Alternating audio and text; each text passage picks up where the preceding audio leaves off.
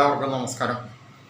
ഇന്നിപ്പം ഒരു വീഡിയോ ആയിട്ട് ഉണ്ടായ ഒരു കാരണം എന്താണെന്ന് ചോദിച്ചു കഴിഞ്ഞാൽ, നമ്മുടെ ഈ സമൂഹത്തിൽ വളരെ നല്ല അഗ്രസീവായിട്ട് നല്ല രീതിയിൽ രാഷ്ട്രീയ പ്രവർത്തനം നടത്തിക്കൊണ്ടിരുന്ന ഒരു യുവ MLA-നെ എല്ലാ വിഭാഗവും കൂടെ കൂടി, അതായത് ശരിക്കും പറഞ്ഞു കഴിഞ്ഞാൽ ഇവിടുത്തെ LDF, UDF, BJP മുന്നണിയും, അതിൽ വളരെ ഷോർട്ടായിട്ട് പറയുകയാണെങ്കിൽ SSP, അതായത് സതീശനിസ്റ്റുകളും സംഘിസ്റ്റുകളും പിണറായിസ്റ്റുകളും കൂടെ കൂടി വളരെ ക്രൂരമായ രീതിയിൽ ഒതുക്കാൻ ശ്രമിച്ചുകൊണ്ടിരിക്കുന്ന ചില സംഭവവികാസങ്ങൾ ഈ അടുത്തിടെയൊക്കെ ചർച്ചയിൽ വന്നിട്ടുണ്ട്. കുറേ പീഡന പരാതികളിൽ ഇപ്പോൾ ഓൾറെഡി ആ ഒരു വ്യക്തി ഇപ്പോൾ റിമാൻഡിലാണ്, നമുക്കെല്ലാവർക്കും അറിയാവുന്ന കാര്യമാണ്. കുറേ ശരിക്കും പറഞ്ഞു കഴിഞ്ഞാൽ യാതൊരു അടിസ്ഥാനവും ഇല്ലാത്ത കുറേ പീഡന പരാതികളുടെ പേരിലാണ് ഇപ്പം അകത്തായി കിടക്കുന്നത്. ഇനിയും പീഡന പരാതികൾ വരും എന്ന് പറയുന്നു.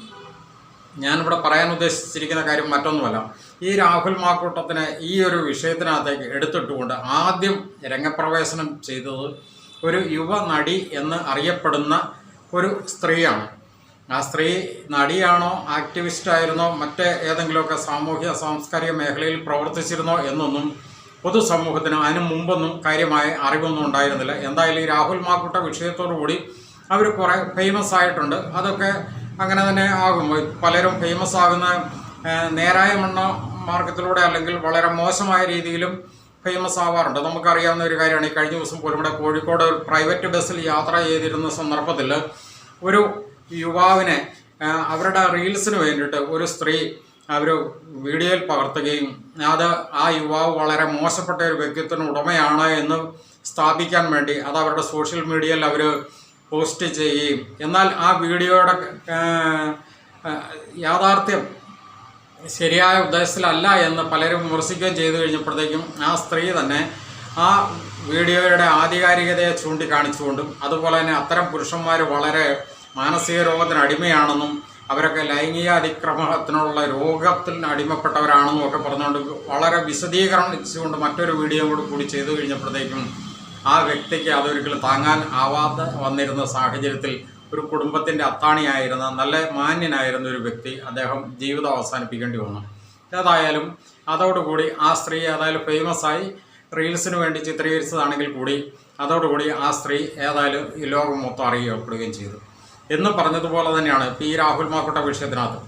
അതായത് ആ രാഹുൽ മാക്കൂട്ട വിഷയം ഇങ്ങനെ അയാളൊരു സ്ത്രീലംബടനാണ്, അല്ലെങ്കിൽ സ്ത്രീകളെ വളരെ ക്രൂരമായി ഉപദ്രവിക്കുന്ന ഒരു വ്യക്തിയാണ് എന്ന് വരുത്തി തീർത്തുകൊണ്ട് ആദ്യമേ പൊതുരംഗത്തേക്ക് വന്ന് ഈ ഒരു വെടി പൊട്ടിച്ചുകൊണ്ട് പുറത്തേക്ക് വന്ന ഒരു നടി എന്നറിയപ്പെടുന്ന ആ ഒരു സ്ത്രീ അവർ കുറേ കാര്യങ്ങൾ പറഞ്ഞതിന് ശേഷമാണ് ആ പ്രശ്നങ്ങൾ ഇങ്ങനെ പൊന്തി വരികയും അതിന് പുറകെ കുറേ ആളുകൾ അത് അന്തരീക്ഷത്തിൽ ഇങ്ങനെ മുഴങ്ങി നിൽക്കുകയും അതിനുശേഷം ഒന്നാം പീഡന പരാതി, രണ്ടാം പീഡന പരാതി, മൂന്നാം പീഡന പരാതി, ഇങ്ങനെ പരാതികളുടെ ഒരു ഘോഷയാത്ര വരികയൊക്കെ ചെയ്തിരിക്കുന്നത്.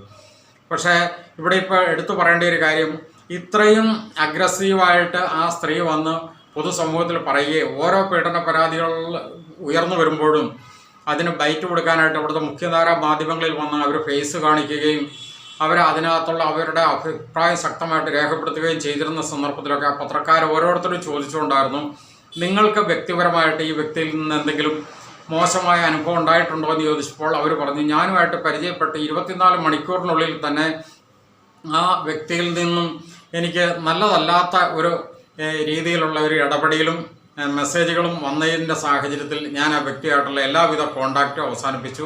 അതുകൊണ്ട് തന്നെ എനിക്ക് നേരിട്ട് പരാതിയൊന്നുമില്ല, എനിക്ക് നേരിട്ട് യാതൊരുവിധ പ്രശ്നങ്ങളും ഉണ്ടായിട്ടില്ല, ഞാനത് നോക്കി നിന്നിരുന്നു, അതിനുള്ള കഴിവും പ്രാപ്തിയും തൻ്റെ ഇടമുണ്ട് തനിക്ക്, അതുകൊണ്ട് തന്നെ എനിക്ക് അത്തരം വീഴ്ചകളൊന്നും സംഭവിച്ചിട്ടില്ല. പക്ഷേ തൻ്റെ സഹോദരിമാർക്ക് വേണ്ടിയിട്ടാണ് താൻ ഈ പൊതുസമൂഹത്തിൽ ഇത്തരത്തിൽ ഇറങ്ങിയെന്ന് പ്രതികരിക്കുന്നതെന്നൊക്കെ പറഞ്ഞ് വളരെ വിശാല മനസ്കയായിട്ടും അതുപോലെ തന്നെ സ്ത്രീ സംരക്ഷകയായിട്ടും ചമയും ഒക്കെ ചെയ്തു. പക്ഷേ ഇപ്പോൾ നമ്മൾ ഇവിടെ പറയാനായിട്ട് ഉദ്ദേശിച്ചിരിക്കുന്ന ഒരു കാര്യം എന്താണെന്ന് ചോദിച്ചു കഴിഞ്ഞാൽ, കോൺഗ്രസിൻ്റെ തന്നെ ഒരു സമുന്നതയായ ഒരു നേതാവും വളരെ നല്ല ഒരു വ്യക്തിത്വത്തിന് ഉടമയുമായ പത്തനംതിട്ട ജില്ലാ പഞ്ചായത്ത് മെമ്പറായ ശ്രീനാദേവി കുഞ്ഞമ്മ കഴിഞ്ഞ ദിവസം ഒരു വെളിപ്പെടുത്തൽ നടത്തുകയുണ്ടായി. ഒരു വെളിപ്പെടുത്തൽ നടത്തിയിട്ട് ഇപ്പോൾ 3-4 ദിവസമായി കഴിഞ്ഞു.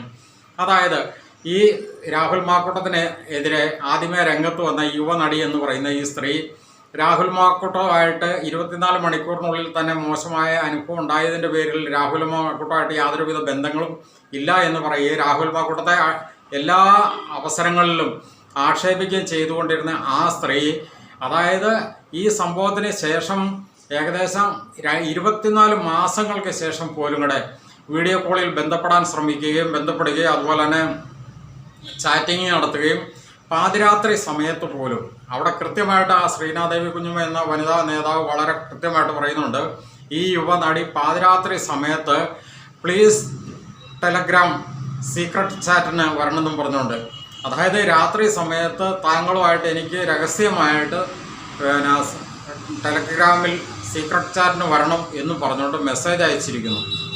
അങ്ങനെ വരുമ്പോൾ ഈ യുവനടിയുടെ ആ ഉള്ളിലിരിപ്പ് എന്തായിരുന്നു, അവരുടെ ഉദ്ദേശശുദ്ധി എന്തായിരുന്നു എന്നുള്ളത് ഇവിടെ പൊതുസമൂഹം ചോദിച്ചുകൊണ്ടിരിക്കുന്ന ഒരു ചോദ്യമാണ്. ഇത് ആ യുവനടിയെ മാത്രമല്ല ഉദ്ദേശിക്കുന്നത്. കാരണം ആ യുവനടി അതിനുശേഷം പറഞ്ഞിരുന്നത് ഇവിടുത്തെ പ്രതിപക്ഷ നേതാവായ വി.ഡി. സതീശൻ്റെ ഒരു മാനസപുത്രി എന്ന നിലയിൽ അവർ സ്വയം അവരെ വിശേഷിപ്പിക്കുകയും അത് വി.ഡി. സതീശൻ അത് പിന്നീട് അക്സെപ്റ്റ് ചെയ്യുന്ന രീതിയിലേക്ക് എനിക്ക് എൻ്റെ മകളെ പോലെയാണ് എന്ന് പറയുകയും ചെയ്തിരിക്കുന്ന ഒരു സാഹചര്യത്തിൽ ആ യുവനടിയുടെ ഉദ്ദേശശുദ്ധി എന്താണ് എന്നുള്ളത് ഈ സമൂഹത്തിന് വെളിപ്പെടുത്തി കൊടുക്കേണ്ട ഉദ്ദേശം വി.ഡി. സതീശനുണ്ട്. കാരണം എന്താണെന്ന് ചോദിച്ചു കഴിഞ്ഞാൽ കോൺഗ്രസിൻ്റെ തന്നെ അക്കാലം അത്രയും ഉണ്ടായിരുന്ന അതിശക്തനായ ഒരു യുവ നേതാവായിരുന്നു രാഹുൽ മാക്കൂട്ടം.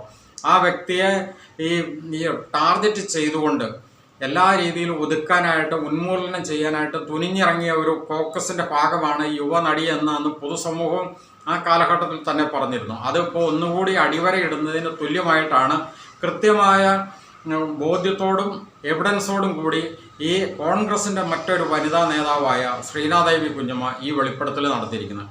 ഈ വെളിപ്പെടുത്തൽ നടത്തിയിട്ട് ഇത്രയും ദിവസങ്ങൾക്ക് ശേഷം ആരും അതിനെപ്പറ്റി ശക്തമായിട്ടൊന്ന് പറയുകയോ പ്രതികരിക്കുകയോ അതല്ലെങ്കിൽ ഈ ശ്രീനാദേവി കുഞ്ഞമ്മ എന്ന കോൺഗ്രസിൻ്റെ ഈ വനിതാ നേതാവ് പറഞ്ഞത് ശുദ്ധ അസംബന്ധമാണെന്ന് എങ്കിലും പറയാനായിട്ടോ ആരും ഈ നിമിഷം വരെ രംഗത്ത് വന്നിട്ടില്ല.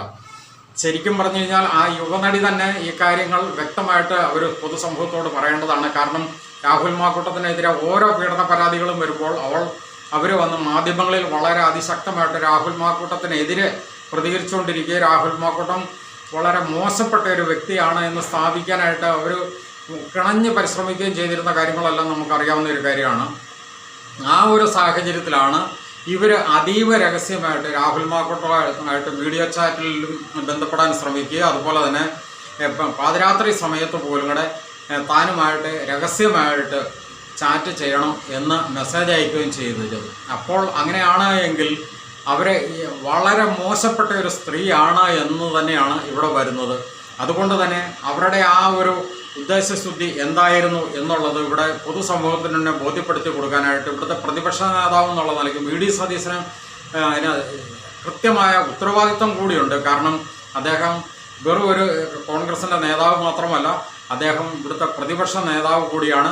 അതിനേക്കാൾ ഉപരി അദ്ദേഹത്തിൻ്റെ മാനസപുത്രി എന്നാണ് ഈ യുവനടി തന്നെ സ്വയം വിശേഷിപ്പിച്ചതും അത് വി.ഡി. സതീശൻ തന്നെ അത് അക്സെപ്റ്റ് ചെയ്യുകയും ചെയ്തിരിക്കുന്ന ഒരു സാഹചര്യത്തിൽ കൃത്യമായിട്ടും കോൺഗ്രസിൻ്റെ തന്നെ ഉന്നതനായിട്ടുള്ള ഒരു യുവ നേതാവിനെ ഈ രീതിയിൽ ഉന്മൂലനം ചെയ്യാനായിട്ട് ഒരു കോക്കസ് പ്രവർത്തിച്ചിരുന്നു. ആ കോക്കസിൻ്റെ ഭാഗമായിട്ടാണ് ഈ യുവനടി രംഗപ്രവേശം ചെയ്തത് എന്ന് പൊതുസമൂഹം വിശ്വസിക്കുന്നതിന് ഒന്നുകൂടി അടിവരയിട്ടുന്ന സാഹചര്യത്തിലാണ് ഇത്തരം ഒരു സാഹചര്യത്തിലേക്ക് വി.ഡി. സതീശൻ അതിന് ഉത്തരവാദിത്വമുണ്ട്. വി.ഡി. സതീശൻ അതിന് ഉത്തരവാദിത്വം പറയണം എന്ന് അടിവരയിട്ട് പറയുന്നത്. ഇത് പൊതുസമൂഹത്തിൻ്റെ അല്ലെങ്കിൽ കേരളത്തിലുള്ള ജനങ്ങൾ മാത്രമല്ല, ലോകത്തുള്ള സകല മലയാളികളിലും മഹാഭൂരിപക്ഷം പേരും ആഗ്രഹിക്കുന്ന ഒരു ആവശ്യം തന്നെയാണ്. ആ ആവശ്യത്തിന് ഇവിടുത്തെ ബഹുമാന്യനായ പ്രതിപക്ഷ നേതാവ് ശ്രീ വി.ഡി. സതീശൻ അവർ തന്നെ അതിന് കൃത്യമായിട്ടുള്ള ഉത്തരം നൽകിയേ പറ്റൂ. ആ ഉത്തരം ജനങ്ങൾ ആഗ്രഹിക്കുന്നു. അത് എത്രയും പെട്ടെന്ന് വേണം. അതിനകത്ത് താങ്കളുടെ മാനസപുത്രിയാണെങ്കിൽ താങ്കൾ ആ മാനസപുത്രിയെ കൊണ്ട് തന്നെ അതിന് മറുപടി പറയിപ്പിക്കാനായിട്ടുള്ള ഉത്തരവാദിത്വം ഉണ്ട് എന്ന് ഒരിക്കൽ കൂടി പറഞ്ഞുകൊണ്ട് എത്രയും പെട്ടെന്ന് ആ മറുപടി പ്രതീക്ഷിച്ചുകൊണ്ട് നിർത്തുന്നു. നന്ദി, നമസ്കാരം.